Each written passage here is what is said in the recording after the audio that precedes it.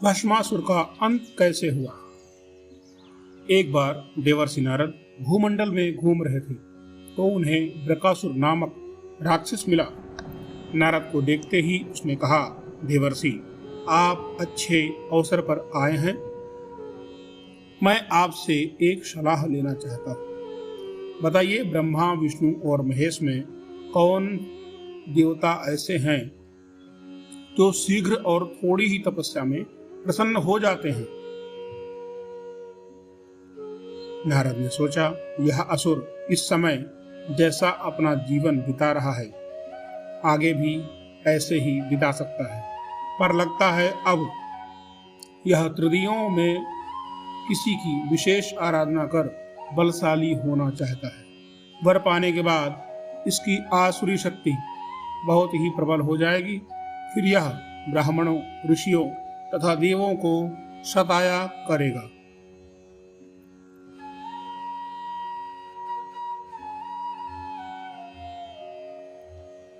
नारद यह सोच तो रहे थे, पर बृकासुर के प्रश्न का उत्तर टालने का मतलब था अपने लिए संकट पैदा करना। यह सोच विचार करके देवर्षि नारद ने बृकासुर से कहा, बृकासुर, वैसे तो तीनों देवों में तुम किसी की भी तपस्या कर अपना मनोरथ पूरा कर सकते हो। ब्रह्मा और विष्णु जल्दी प्रसन्न नहीं होते, उनके लिए बहुत वर्षों तक कठिन तपस्या करनी पड़ती है, तभी वो प्रसन्न होते हैं। दोस्तों,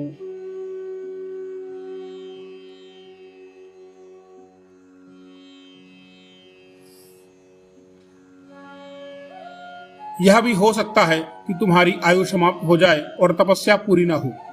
हाँ, भगवान शंकर ही ऐसे हैं जो थोड़ी आराधना से ही प्रसन्न हो जाते हैं। औघड़दानी तो ऐसे हैं कि अपने भक्त की इच्छा पूर्ति के लिए कुछ विचार ही नहीं करते। भक्त ने जो मांगा तत्काल दे दिया। तुम्हारी ही जाति के रावण तथा बाणासुर ने भगवान शिव की तपस्या से कितना वरदानी वर पाया था।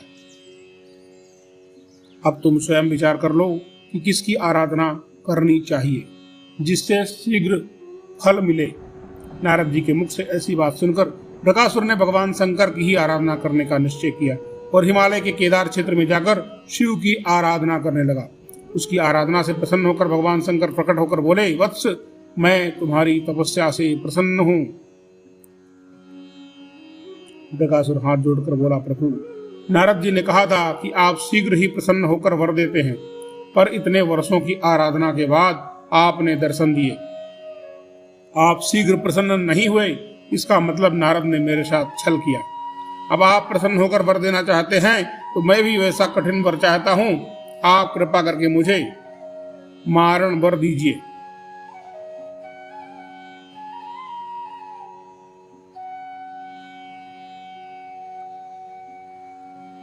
दोस्तों, वीडियो को लाइक कर दें, चैनल को सब्सक्राइब करें। मैं जिस किसी भी प्राणी के सिर पर मात्र हाथ भर रख दूं, उसी का प्राणांत उसी समय हो जाए। आप प्रसन्न हैं तो यही वर दीजिए। शंकर जी बृकासुर की यह आसुरी मांग सुनकर हतप्रभ हो गए, पर देवता का वचन था, करना था, अन्यथा मर्यादा नष्ट हो जाती। बोले, जाओ, ऐसा ही होगा, तुम्हारी मनोकामना पूर्ण होगी। बोलो वृंदावन बिहारी लाल की जय।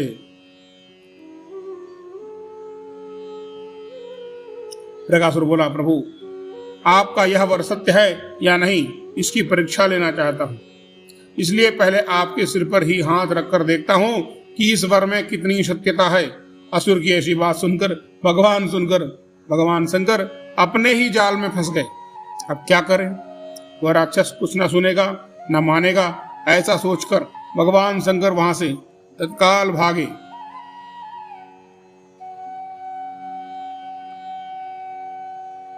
शंकर जी को भागता देख उसका क्रोध और बढ़ गया। वह उनका पीछा करने लगा, कहने लगा, नारद की तरह आपने भी मुझसे छल किया है। वरदान की परीक्षा से डरकर क्यों भाग रहे हो? भागते भागते अंत में शिव विष्णु लोक पहुंचे और विष्णु को अपनी विपदा सुनाई। विष्णु ने हंसकर कहा, बिना सोचे विचारे वर देने का परिणाम अब पता चला। खुद ही प्राण बचाते भागते फिर रहे हो, बताओ मैं क्या करूं?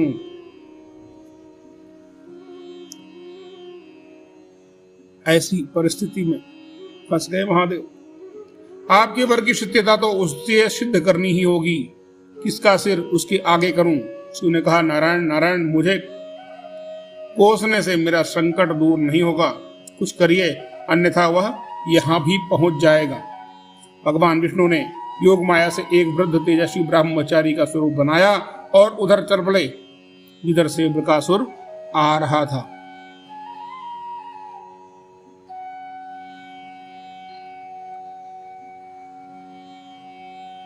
आइए आगे देखते हैं। कुछ दूर जाने पर बकासुर आता दिखाई दिया। आगे बढ़कर उसे प्रणाम कर कहा, असुरराज, कहाँ भागे जा रहे हो? लगता आप बहुत थक गए हैं। शरीर को विश्राम दीजिए। शरीर से ही सारे कार्य सिद्ध होते हैं, इसलिए इसे अधिक कष्ट मत दीजिए। आप सब प्रकार से समर्थ हैं, फिर भी मेरे लायक कोई कार्य हो तो अवश्य बताइए। एक तेजस्वी ब्रह्मचारी की बातें सुनकर बकासुर ने शिव के वरदान तथा उसकी परीक्षा की बात बताई। इतना सुनते ही ब्रह्मचारी हंसा। असुरराज, तुम किसके वर की परीक्षा लेना चाहते हो? उस शिव की जिसका अपना कोई घर बार नहीं, जो भूत प्रेतों के साथ घूमता रहता है, वह भला किसी को क्या वर देगा? वर देने वाले तो दो ही देवता हैं, एक ब्रह्मा, दूसरा विष्णु। तुम उनकी आराधना करते तो शायद तुम्हें तुम्हारे वर की इच्छा पूर्ण हो जाती। शिव के पीछे बेकार दौड़ रहे हो। वर देने वाला तो स्वयं इतना शक्तिशाली होता है कि उसके वर का असर खुद उस पर नहीं हो सकता। उन्होंने तो तुम्हें झूठ मूठ का वर दिया है। तुम्हारी तपस्या तो व्यर्थ गई। ब्रह्मचारी की ऐसी बातें सुनकर बकासुर बड़ा निराश हुआ। उसका मनोबल टूट गया। कहने लगा, मुझे तो देवर्षि नारद ने कहा था कि शिव की आराधना करो, वे शीघ्र ही प्रसन्न होकर मनचाहा वर दे सकते हैं। अब ऐसी परिस्थिति में बकासुर फंस गया। तभी ब्रह्मचारी जी ने कहा, तुम बड़े भोले हो, नारद पर विश्वास कर लिया। अरे वह तो ऐसा घुमक्कड़ साधु है जो सबको उल्टी ही सलाह देता है। उसकी सलाह से कभी किसी का भला होता ही नहीं।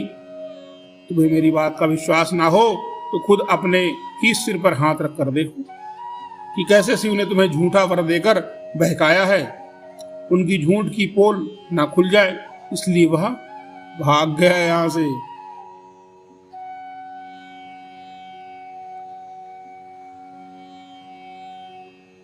बकासुर का मनोबल इतना टूट चुका था कि उसे उस ब्रह्मचारी की बात में विश्वास हो गया कि शिव ने भी उसके साथ ही छल किया है, उसे झूठा वर दिया है, उसका विवेक नष्ट हो गया।